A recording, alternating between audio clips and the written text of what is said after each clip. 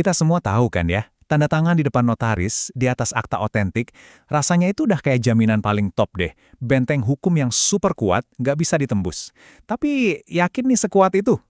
Coba dibayangin, mungkinkah Anda, iya Anda, bisa ketipu sampai menyerahkan aset paling berharga cuma gara-gara satu tanda tangan?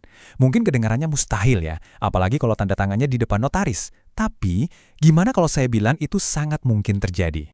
Nah, ini bukan cerita fiksi loh. Ini kisah nyata yang jadi inti pembahasan kita kali ini. Ada seorang bakat tua, pemilik pom bensin. Dia nggak bisa baca jelas tanpa kacamatanya. Suatu hari, dia tanda tangan dokumen yang dia kira itu buat ngajuin pinjaman bank. Ternyata itu adalah akta jual beli. Dia baru saja menjual seluruh bisnisnya tanpa sadar. Oke, sekarang kita masuk ke bagian pertama. Yuk kita kupas tuntas kasus yang jujur aja bikin merinding ini. Apa sih yang sebenarnya terjadi? Jadi gini detailnya, si penggugat ini seorang bapak lansia, dia juga pemegang saham di pom bensin itu. Niat awalnya tuh baik banget, cuma mau cari pinjaman bank buat nambah modal usaha. Tapi yang disodorin ke dia malah akta jual beli. Kondisinya pas itu lagi apes, kacamatanya ketinggalan, jadi nggak bisa baca sama sekali. Dan yang lebih parah, notarisnya cuma ngasih dokumen gitu aja, tanpa jelasin isinya apa. Hasilnya, yaitu tadi, tanah sama pom bensinnya ludas terjual tanpa dia tahu. Nah, cerita tragis ini tuh bukan cuma soal apes-apesan aja. Dalam dunia hukum ini adalah contoh klasik dari apa yang disebut penyalahgunaan keadaan atau undue influence. Emang apa sih itu? Yuk kita bahas. Gampangnya gini, penyalahgunaan keadaan itu terjadi waktu ada satu pihak yang lebih kuat, manfaatin posisi atau kepercayaan buat maksa pihak yang lebih lemah. Paksaannya ini halus ya, jadi seolah-olah setuju, padahal persetujuannya itu nggak murni, atau dalam bahasa hukumnya ada cacat kehendak. Jadi kehendak bebasnya itu udah nggak ada. Tekanan ini bisa macam-macam, tapi umumnya ada dua bentuk. Pertama, tekanan ekonomi. Ini jelas ya, orang lagi butuh duit banget terus dieksploitasi. Kedua, tekanan psikologis.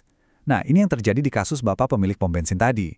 Kelemahan fisiknya karena nggak bisa baca, dan kepercayaannya sama proses itu dimanfaatin habis-habisan. Ujung-ujungnya, ya rugi besar secara ekonomi. Oke, sampai sini mungkin ada yang mikir, tunggu dulu, itu kan akta notaris, bukannya itu udah jadi bukti paling kuat di mata hukum? Nah, itu pertanyaan yang bagus banget. Betul sekali. Akta notaris atau nama kerennya akta otentik itu memang dirancang buat jadi semacam perisai hukum. Tujuannya ya biar ada kepastian, biar semua pihak terlindungi. Cap stempel notaris itu harusnya jadi garansi kalau semua yang tertulis di situ benar. Dan ini bukan omong kosong loh, aturannya jelas ada di Kitab Undang-Undang Hukum Perdata, pasal 1870. Di situ dibilang kalau akta otentik itu memberikan bukti yang sempurna.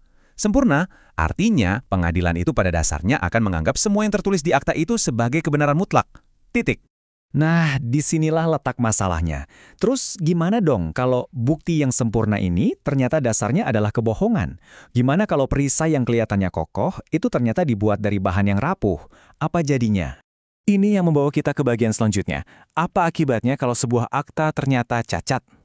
Mari kita lihat apa aja yang bisa terjadi kalau akta seperti ini digugat ke pengadilan. Jadi, setidaknya ada 4 kemungkinan nasib buat akta yang cacat ini. Pertama, tentu saja bisa dibatalkan. Pihak yang dirugikan bisa minta pengadilan buat membatalkannya. Kedua, akta itu bisa turun derajat, jadi statusnya bukan lagi bukti sempurna, tapi cuma kayak surat perjanjian biasa aja. Ketiga, bisa juga dibatalin atas kesepakatan para pihak, jadi nggak perlu lewat pengadilan. Dan yang terakhir, yang paling final, dibatalkan lewat putusan pengadilan. Hakim ketok palu, akta itu dianggap tidak sah. Terus gimana akhir cerita bapak pemilik pom bensin tadi? Untungnya, pengadilan melihat apa yang sebenarnya terjadi. Mereka sadar ada penyalahgunaan keadaan dan akhirnya memihak si bapak. Akta jual beli itu dinyatakan tidak sah dan dibatalkan. Keadilan akhirnya menang. Tapi ceritanya belum selesai sampai di situ. Ada satu tokoh lagi yang perannya penting banget di sini, yaitu si notaris. Nah, apa sih tanggung jawab mereka dalam kasus kayak gini? Ini yang perlu kita semua ingat baik-baik. Notaris itu bukan cuma tukang stempel, sama sekali bukan. Mereka punya yang namanya kewajiban kehati-hatian. Tugas mereka itu memastikan semua pihak yang tanda tangan benar-benar paham isinya apa. Dan yang paling penting, memastikan kesepakatan itu terjadi secara tulus, bebas dari tekanan atau paksaan. Kalau sampai notaris lalai, konsekuensinya berat loh. Ada 2 jalur utama. Pertama, secara perdata, korban bisa menuntut ganti rugi, jadi si notaris harus bayar semua kerugian yang timbul. Kedua, sanksi administratif dari Majelis Pengawas Notaris. Sanksinya ini bertingkat, mulai dari teguran biasa, skorsing, sampai yang paling parah, diberhentikan dari jabatannya. Oke, jadi sebagai penutup, saya mau lempar satu pertanyaan buat kita semua renungkan. Nanti, kalau Anda berhadapan dengan kontrak atau perjanjian penting, ingat-ingat lagi cerita ini. Pertanyaannya bukan lagi cuma, saya harus tanda tangan atau enggak ya, tapi ubah jadi, saya beneran udah paham 100% belum apa yang mau saya tanda tangani ini. Karena pada akhirnya, perisai hukum yang paling kuat, ya pengetahuan dan kehati-hatian kita sendiri.